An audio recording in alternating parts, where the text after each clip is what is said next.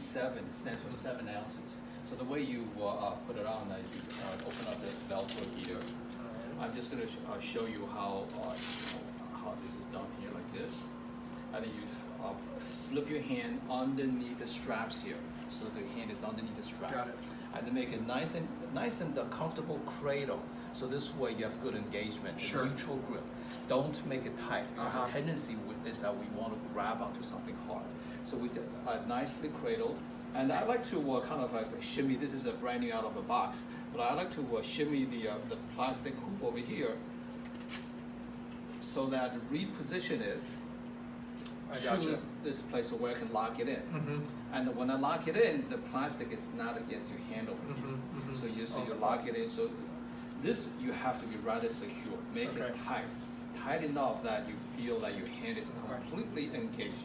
You can see there's no motion, and my hand is an extension of my shoulder. Sure. The elbow goes up and down. So if the ball bounces, that means the rotator cuff is not rotating. Uh-huh.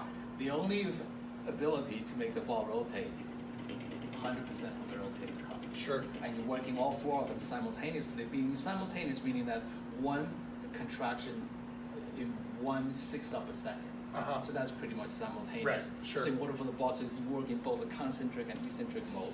So I'm just going to show you how I do it. This is my typical workout. So you can strap it on securely. This is a power tracking meter. Nice. What it is that it actually reflects in real time the amount of power that you are exhibiting with your rotator cuff training. So when I'm rotating the ball at about 3 times per second, my muscles contracting 3 to 4 times per second, it lights up in green. And because I know the weight of the ball, and I know the circumference of the travel, and I know the velocity of travel, so this calculates what is the power equivalent. Because power is equal to work over time. Work is equal to force.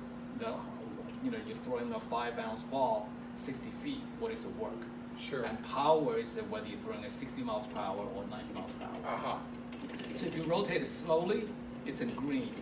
If you rotate it fast, at over 370 times per minute, or 6 times per second, it turns red. And the translational power equivalent is if you were a baseball player, when you're able to spin it in green and do one simulation throw, that's equivalent to a 60 mile per hour engagement of the rotator cuff. Yeah. And when you spin it fast, that's equivalent to a 90 mile per hour equivalent.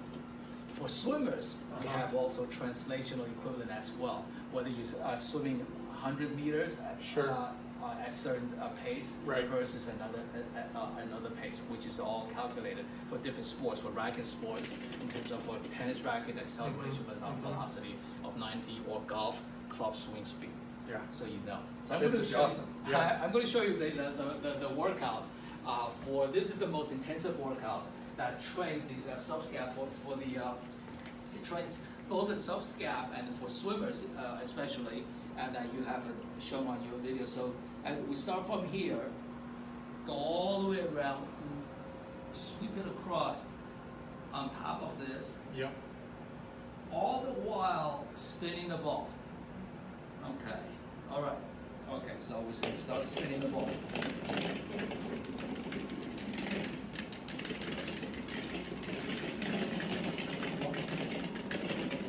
That's 1 rep.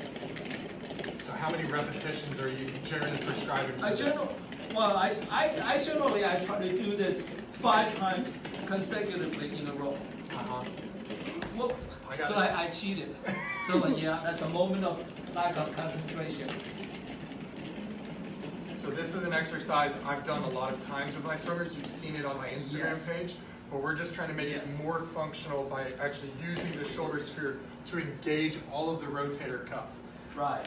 So now you can also do the lateral. You can do your routine lateral raises for your routine rotator cuff workout, or you can do your IR. Because when the ball bounces, I know that my rotator cuff. So there's an immediate feedback. Immediate feedback. You know whether your rotator cuff is engaged, rather than squeezing a towel, making sure that you're engaged. Right. As long as the ball rotates in whatever direction, and then for your backstroke, you simulate. That's awesome. Backstroke. And you feel front stroke, and then for your breaststroke, So any stroke, any golfer, so any activity, you mimic that activity, you train the engagement of rotator cuff in response to the movement of hand through space. The unpredictability of where your hand is, rotator cuff gotta grab it. Awesome. Okay, you're up. I'll try it now. And you consider yourself fairly strong rotator cuff. I would hope so. You're righty or lefty? I'm ready. Okay, you're righty. Okay, so the way we do is that we're nice and relaxed. So your hand is relaxed, neutral. So hand is neutral here. And we're gonna cinch it up tight now. So this way, bang, this becomes your shoulder. Okay. All right, so this is your first take. So it's going to be a little bit of a learning period, proprioception, your neuromuscular engagement. So turn on the accelerometer. So you just learn how to spin it, just rotate it. And the more you relax your hand, the more you realize that you can focus on the rotator cuff. So rather than grabbing onto it hard, you just comfortably relax. Now you can move your hand through space in whatever direction that you want to. So I'm gonna try to do a freestyle stroke.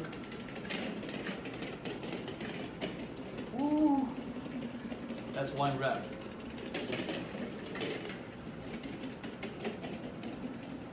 That is really hard. I did a backstroke stroke.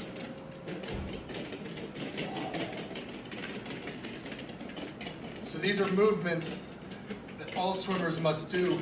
But what we're doing here is we're engaging all four of the main rotator cuff muscles to actually seat the humeral head and engage the entire shoulder and not overpower the shoulder with one muscle. For swimmers, you see the internal rotators are generally about 30% stronger than the external rotators. And so this is actually using my external rotators equally to my internal rotators. That's awesome. We should try this. Thank you for your approval. Yeah. Okay, try the, do this. All right. All right, so first is simulate a move. See if you, So the move I want to do is I'm going to go lift up and reach around and then back down. Reach up, reach around. Is that right, Dr. James? That's right. Okay. Perfect. So I'm going to start here. That's internal rotation. Oh, that's good. Continuous engagement of your rotator cuff. And you know where your hot spots are because you know that's where your transitional period, where the ball starts to bounce rather than spin. Oh, that's amazing. That's really good. Well, thank you. So yeah, what I'm finding on me is that at certain points during my stroke, and it actually correlates to the point where I get it to about 90 degrees of abduction, is when I start to lose it. And that's where we'll see a lot of swimmers start to lose their engagement of their rotator cuff on this exercise. So we're seeing a correlation, but what's really cool is I'm getting direct feedback from this to actually cue me to change that. It's really hard to change that unless you have somebody telling you to change it. So this is a really good tool to basically is being my coach, and I don't have to have somebody there for me telling what to do. That's great. You got another exercise for us? Yeah.